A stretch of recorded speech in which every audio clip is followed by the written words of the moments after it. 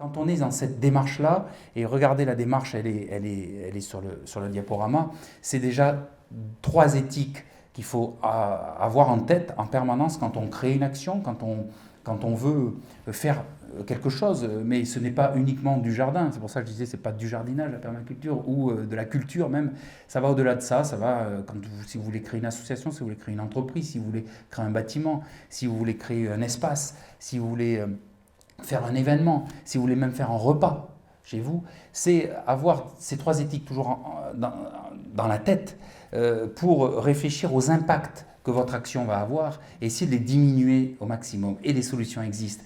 Et c'est en étant dans cette philosophie-là que l'on va être très curieux et que l'on va créer des choses, apprendre des choses aussi et être beaucoup plus ouvert à des solutions pour qu'on ait le moins d'impact possible sur le soin de la terre. Le soin de la terre, on ne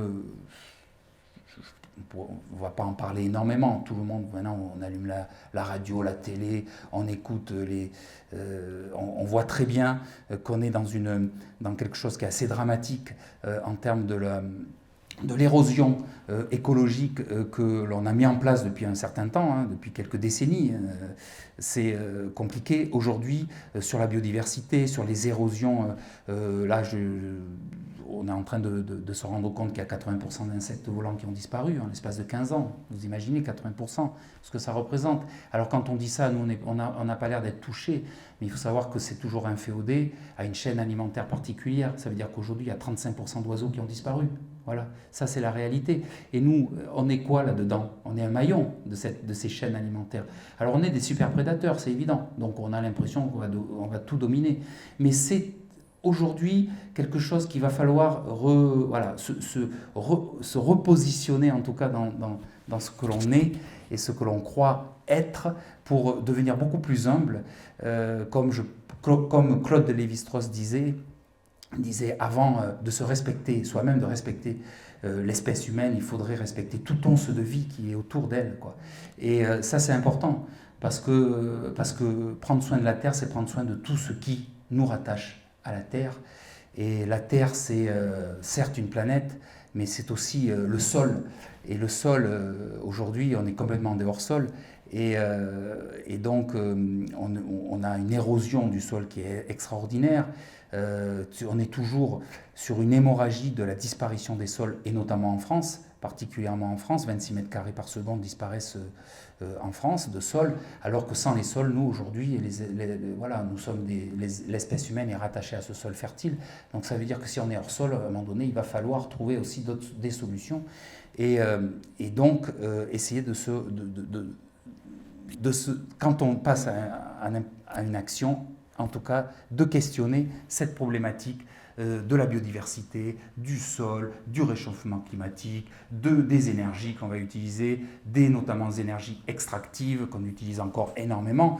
Alors, ça ne veut pas dire qu'on va, en claquant des doigts encore une fois, tout arrêter, mais en tout cas, on va vers une forme de transition pour trouver des solutions qui vont plutôt convenir à une société beaucoup plus durable. Et forcément, dans cette éthique-là, prendre soin des hommes reste très important. Prendre soin des hommes, ça a l'air d'être aussi une vérité, mais je ne suis pas sûr aujourd'hui qu'on prenne si soin des hommes que ça. Quand on crée une action, c'est pareil, quand on crée un événement, quand on crée un jardin, ou quand on crée... d'abord, faire en sorte qu'on ne s'épuise pas dans des tâches épuisantes, éreintantes, c'est une chose, mais aussi faire en sorte que quand on utilise un bien, ou on consomme un bien, ou on consomme une énergie, se rendre compte qu'au bout de cette énergie, qui c'est qui a travaillé pour nous ?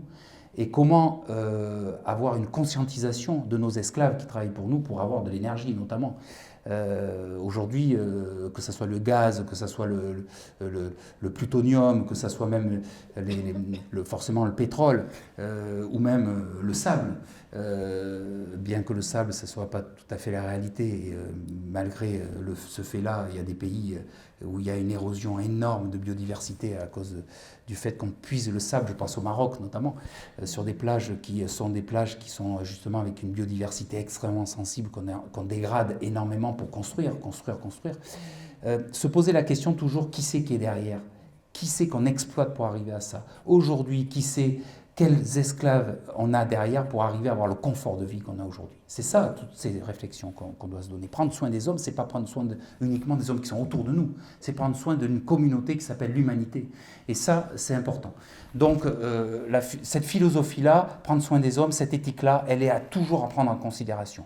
Créer de l'abondance, limiter la consommation, créer de l'abondance, ça peut vouloir dire être hyper capitaliste, on est d'accord, on va créer l'abondance. Mais il y a une chose fondamentale qui est derrière, c'est créer l'abondance et partager le surplus d'une manière équitable.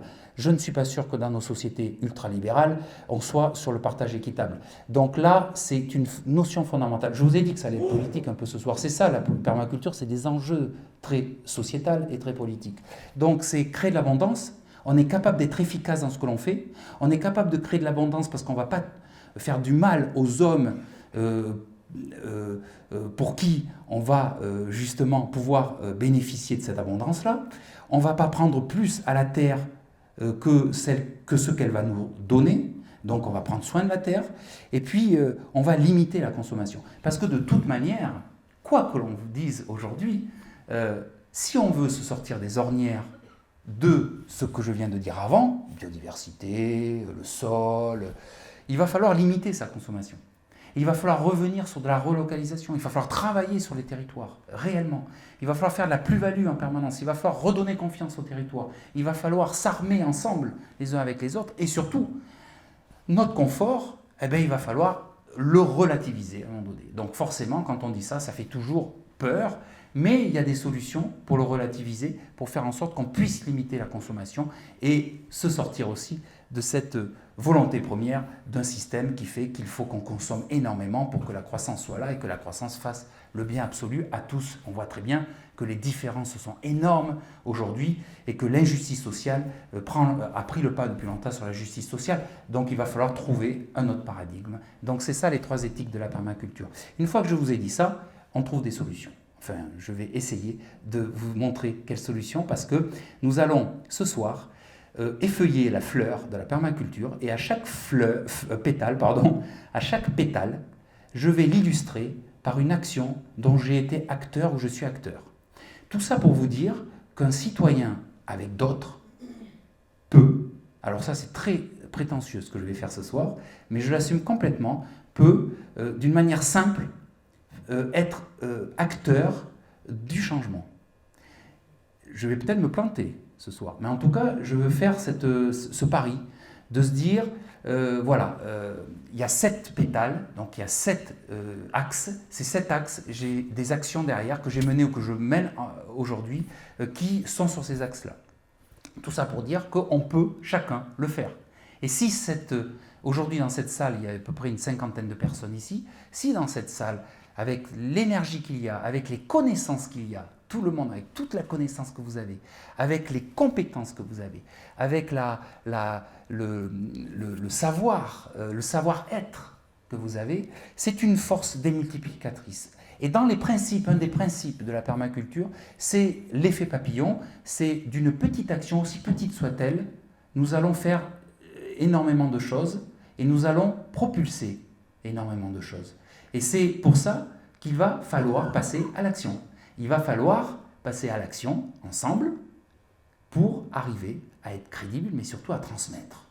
Et c'est ça qui va aussi permettre de faire évoluer, bouger en tout cas les lignes là-dessus. C'est une vision politique, la permaculture. On est d'accord avec tout ce que je viens de vous dire, c'est éthique. Les 3 éthiques, c'est très politique, on est d'accord. Et puis politique aussi dans le sens où il va falloir répondre à des besoins. Répondre à des besoins, c'est le fait de pouvoir être abrité. Je ne suis pas sûr qu'en France, ça soit pour tout le monde pareil, d'être abrité, de bien se nourrir. C'est important de bien se nourrir. Je ne suis pas sûr qu'aujourd'hui, en France, je parle rien que de la France, on est sur la société, là, vous voyez. Je ne suis pas sûr qu'en France, on soit vraiment égalitaire sur le bien se nourrir, ok. Vous savez qu'il y a une étude en 2011, rien que sur l'île de France, 14,8% des habitants franciliens sont malnutris. Ça correspond à 1,6 million de personnes. Malnutris. Vous imaginez un peu ce que ça veut dire. Ce sont des études de l'Agence régionale de la santé, ce n'est pas des études... on va dans les Hauts-de-France, on arrive à 20-22% de la population. Quand on a des personnes qui sont malnutries, ce sont des personnes, en général, la grande majorité, sur les 14,6%, il y a à peu près 12 à 13% des personnes qui sont des personnes vulnérables. Ce sont toujours les mêmes qui payent le plus lourd tribut. Quand on est malnutri, ça veut dire qu'on est sujet, alors ça ne veut pas dire que, mais on est sujet à avoir des maladies, et avoir des maladies chroniques, avoir des maladies qui sont lourdes, avoir des maladies que l'on appelle l'obésité et qu'on appelle le diabète, qui aujourd'hui s'appelle la diabésité d'ailleurs, c'est tellement relié les deux. Mais il y a aussi d'autres maladies, les maladies chroniques que malheureusement on connaît, le cancer, les maladies hépatiques, pardon. Donc on entend de plus en plus parler de la maladie du foie gras, des choses de cette nature-là. Donc, quand on parle de chiffres, il faut y mettre aussi ce qu'il y a derrière. Les personnes qui sont touchées sont les personnes les plus vulnérables. Double peine pour ces personnes-là. Parce que quand on est malade, on est exclu socialement. Donc on est exclu socialement parce qu'on est défavorisé, et en plus de ça, on est exclu socialement parce qu'on est malade, parce qu'on est défavorisé. Double peine pour ces personnes-là.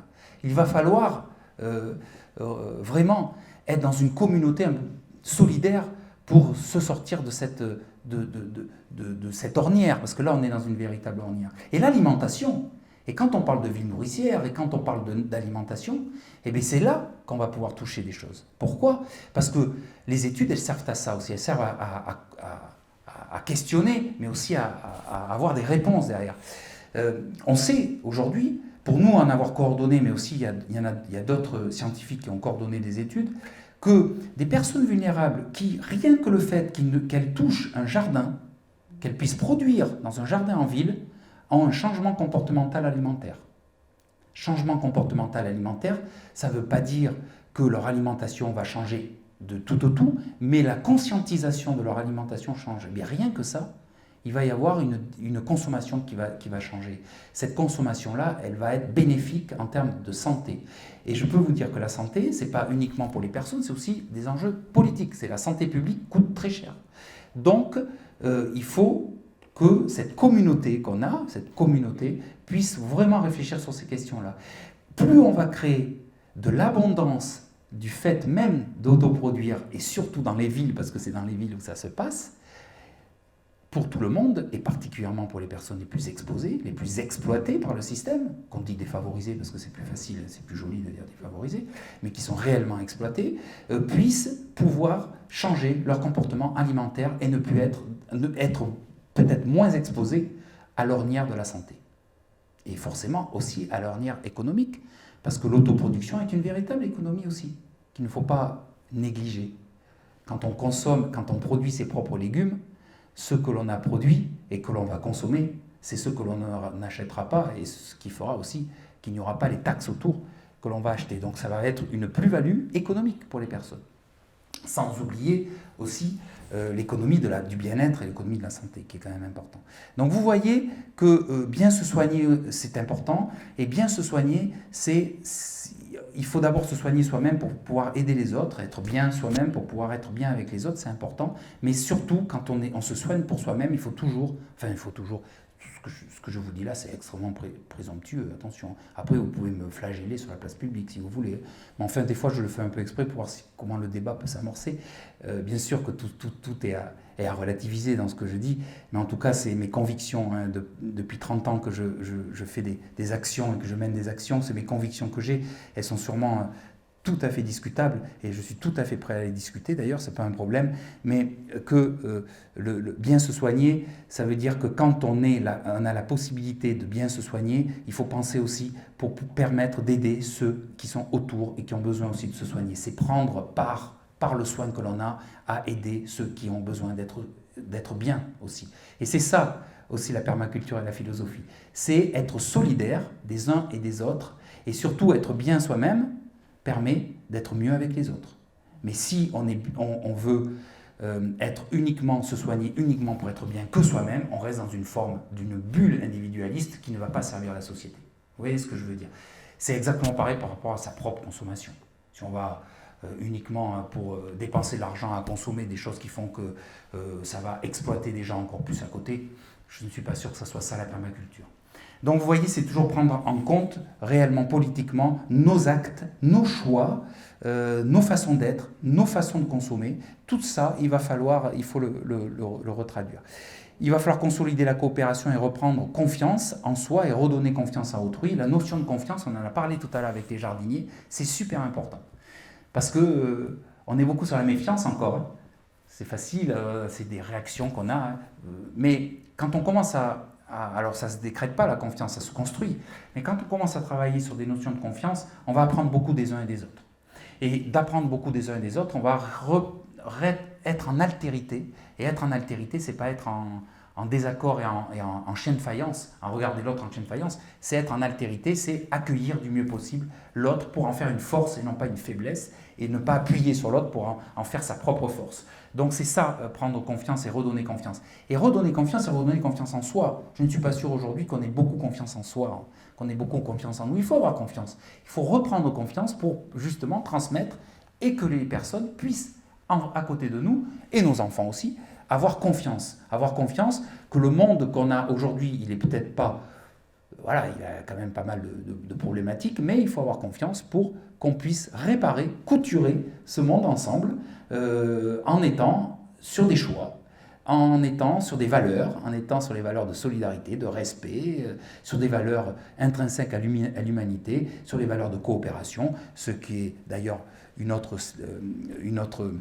vision de la permaculture, c'est aussi permettre justement de pouvoir faire des choses, d'avoir une vision, on va dire, simple, donc revenir sur la simplicité, ce que nous disait Bill Mollison tout à l'heure, avoir une vision positive, allez, on n'est pas si mal que ça, on va trouver des choses, on va être positif. Alors après, forcément, être positif, ça permet aussi de mieux transmettre, la passion et de faire les choses avec les uns et les autres, et il faut que ça soit pour cela faisable. Il faut arrêter de croire qu'en faisant en croyant uniquement à la biotechnologie, à les choses qui sont très compliquées à mettre en place et qui sont que pour des spécialistes, on va arriver à faire que ça soit ouvert à tous. Il faut que ça soit faisable. Voilà. Pour que ça soit faisable, si c'est faisable, c'est transposable facilement et c'est ouvert à tous et à ceux notamment qui n'ont pas les moyens. Donc, quand on passe à l'action, il faut que ça soit quelque chose qui soit simple. Parce que plus ça va être simple, plus vous allez prendre du plaisir à le faire. Moins vous allez vous prendre la tête, et moins vous allez vous faire des nœuds dans la tête, et mieux ça sera pour que ça soit valorisant ce que vous allez faire. Et il y a une notion très importante que j'ai surlignée, ou du moins soulignée, c'est la notion intégrative. Ça, c'est une notion forte. Ça veut dire qu'on est inclusif en permaculture. On n'est pas exclusif ou on n'est pas à exclure. Vous voyez ? Donc il va falloir être intégratif, il va falloir intégrer les choses. Il va falloir intégrer les éléments, mais il va falloir aussi intégrer la vie. La biodiversité, la vie, mais il va falloir intégrer les hommes aussi, les humains, c'est important. Donc il faut être très intégratif. Intégratif, ça veut dire que le premier réflexe que l'on a en général, c'est quand on a un problème, on tue le problème. Et bien en permaculture, quand on a un problème, il faut trouver des solutions, il ne faut pas en trouver une, il faut en trouver au moins 3. C'est un principe. Parce qu'on a un plan A, plan B, plan C, c'est bien. Déjà, waouh. Mais on trouve les solutions et on fait que le problème doit devenir une opportunité à un moment donné. Et ça, c'est une démarche qui est compliquée, hein. C'est une transformation sociale, c'est une démarche vraiment compliquée. Vous allez voir que ça peut être tout à fait possible. Intégrer, c'est ça. Intégrer, c'est quand on a un problème, si vous avez un problème au jardin, quand vous voyez les pucerons, tout de suite, vous allez tuer les pucerons. Non, les pucerons sont vos alliés. Alors, forcément, il y a des moments où vous aimez en avoir un peu moins. Eh bien, vous allez trouver des solutions. D'abord, vous allez comprendre pourquoi le puceron est là, vous allez comprendre qu'est-ce que le puceron fait ici, et vous allez mieux être curieux de la nature, et parce que vous allez être curieux de la nature, vous allez la respecter énormément, parce que vous allez rendre compte que le puceron est extraordinaire quand vous apprenez la physiologie du puceron. Moi, c'est ce que j'ai fait depuis... quand je vois un puceron, je suis presque ébahi devant les pucerons. Vous voyez bien, on en est rendu pareil pour les limaces et les escargots. Là n'est pas le propos. On pourrait se poser la même question quand on parle de migration. Voilà, en termes d'intégration. On peut se poser ces questions-là. Vous voyez qu'en permaculture, la philosophie, elle est d'abord humaniste. C'est-à-dire qu'au lieu de refouler, de repousser en permanence, quelle solution on peut apporter ? Donc on est sur une démarche politique. Prendre des alternatives peu coûteuses, efficaces, c'est ce que je disais tout à l'heure, il faut que ça soit facile, et surtout créer, être créatif, prendre l'initiative, on est toujours reliés les uns aux autres, ce qu'on appelle l'interdépendance, ça c'est en termes écologiques, ça s'appelle l'interdépendance, et bien il faut rester interdépendant, et puis donner plus que l'on a appris, gérer l'abondance de manière équitable, je vous l'ai dit tout à l'heure, c'est de l'écologie appliquée pour entrer dans l'ère post-carbone et résister aux chocs environnementaux, aux chocs sociaux, aux chocs économiques, ce que certains appellent la résilience, c'est-à-dire résister à ces chocs-là parce qu'on va être dans ces types d'actions-là.